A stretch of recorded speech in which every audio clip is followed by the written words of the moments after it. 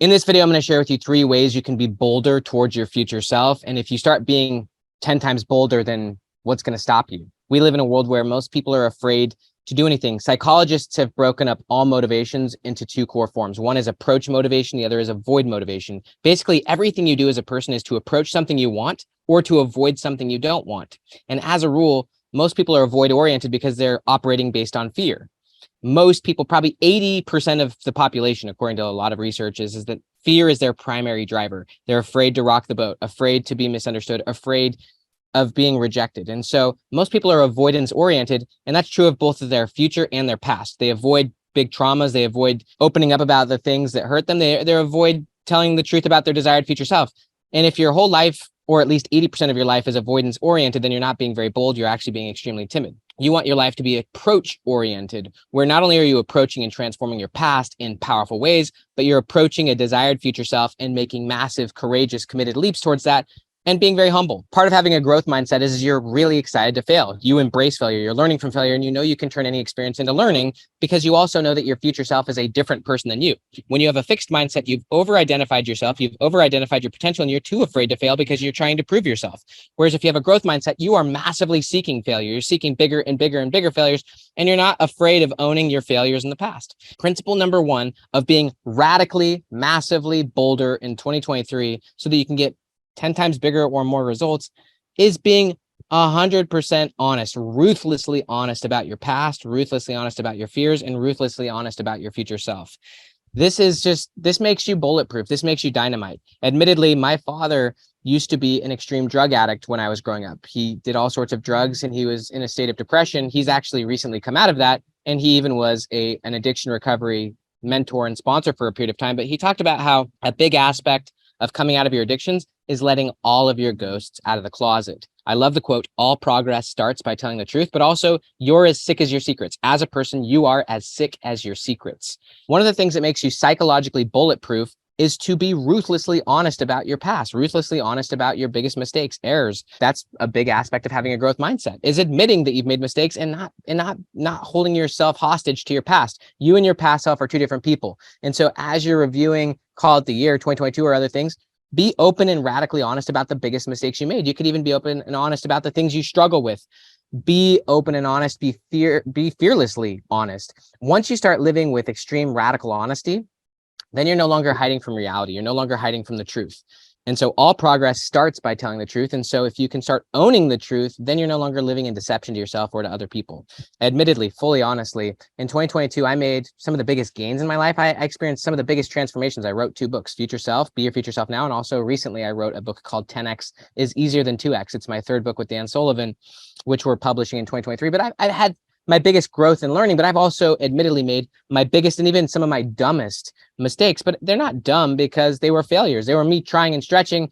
And honestly, my past self was ignorant compared to my current self. I love the quote from Alain de Botton. He said, if you're not embarrassed by who you were 12 months ago, you didn't learn enough.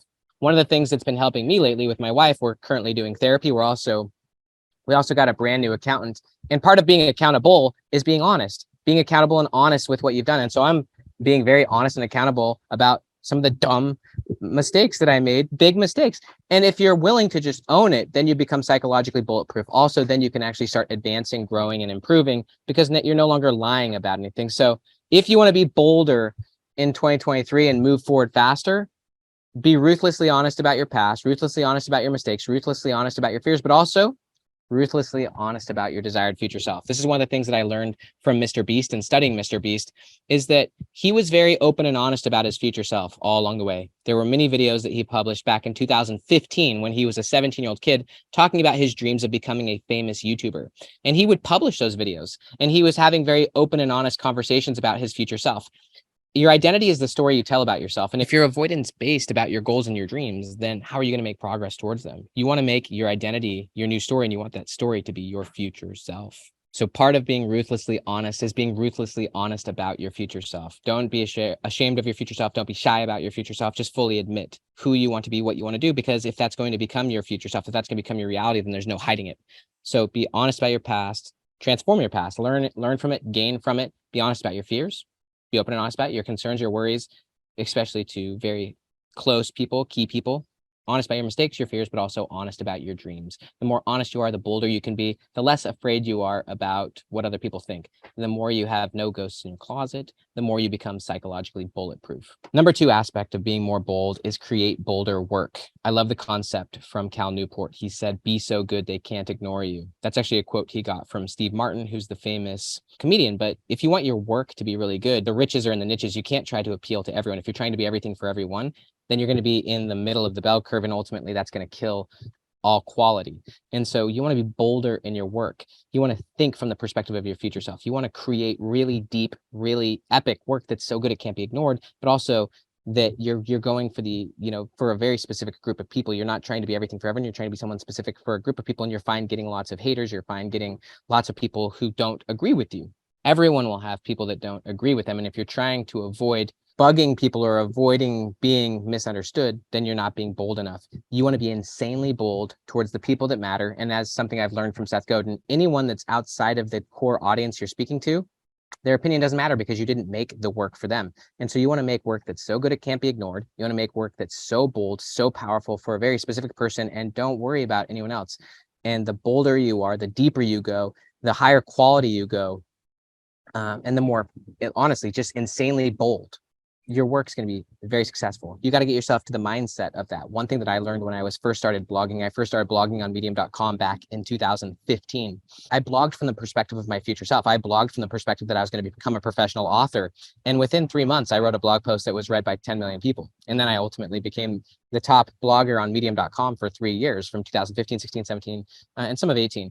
But you want to be bold. You want to just own it. You want to own your future self, create from the perspective of your future self, become so good you can't be ignored, and don't worry about the people who are outside the people you're trying to serve. Their opinion doesn't matter. You didn't make it for them. So be so good you can't be ignored. Create work that's so good it can't be ignored for a very specific person. Don't go for the middle of the bell curve, because that's where your work is going to be shallow, because you're ultimately operating too much out of fear. Only speak to a specific person, the person you really want to work with or help, or create work for a very specific person that's very bold. You want to also create opportunities with huge promises that are so big they scare you. I love the quote that you want to have a purpose that's so big. If your purpose doesn't make you cry, it's not big enough. But also, you want to pursue work that's so big it terrifies you, and you have to actually grow into it. There's a concept called the Pygmalion effect in psychology, that basically we rise to the expectations of those around us, but also we rise to the concept that we commit to in our mind. That's our identity. And admittedly, I like taking on tasks and challenges and opportunities as a forcing function that are so big it terrifies me, but the commitment transforms me. So be bolder in your work. Be so good you can't be ignored. The third way to be bolder is to go for no. So this is something I've mentioned in other videos, but that is a great book. Go for no. Yes is the destination, but no is how you get there. If you go for bigger and bigger no's, eventually you'll start getting yeses at the level of your no's. And so go for bigger and bigger no's every single day.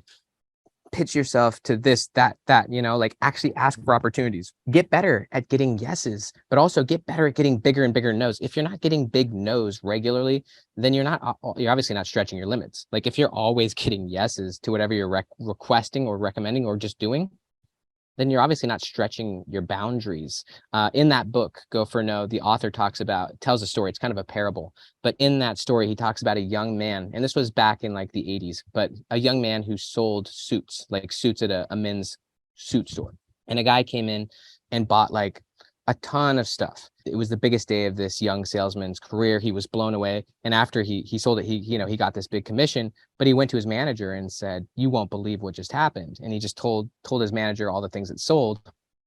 And then his manager said, "Well, yeah, but how many things did the guy say no to?" And the young man was like, "Well, none."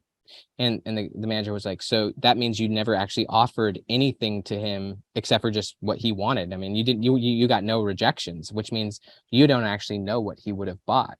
And so ultimately the young salesman realized he has no idea how much that guy would have bought, because he never actually offered him anything beyond what the man just picked for himself. So you will never know what's available to you if you're not getting no's. If you're not stretching and getting no's, And if you're always just getting yeses to life, then what that means is you're not actually testing the outer borders of what's possible to you. So these are three beautiful concepts that if you apply in 2023, you will be enormously bolder. So much of life will open up to you. One is just being radically honest about your past, your fears, your mistakes, your dreams. Number two is creating work that's so good it can't be ignored, operating from the perspective of your future self, being blunt, honest, bold to a very specific type of people. The riches are in the niches. Be very clear and committed, and don't worry about what other people outside of that think. I love the quote that, the truth is like a cutting edge sword. And then ultimately, number three is go for no's. Test the outer limits, because you don't know what's actually possible to you if you're not getting rejected. And ultimately, you lose nothing by getting rejected except for massive learning. So apply these three concepts in 2023, get 10x the results, have no ghosts in your closet, have a constant ceiling that you're stretching, and then ultimately be so good you can't be ignored. Please subscribe to the channel if you want more of this. Also down below is a link to a brand new webinar I've created, which is only available for the first few weeks of 2023. Talk to you soon.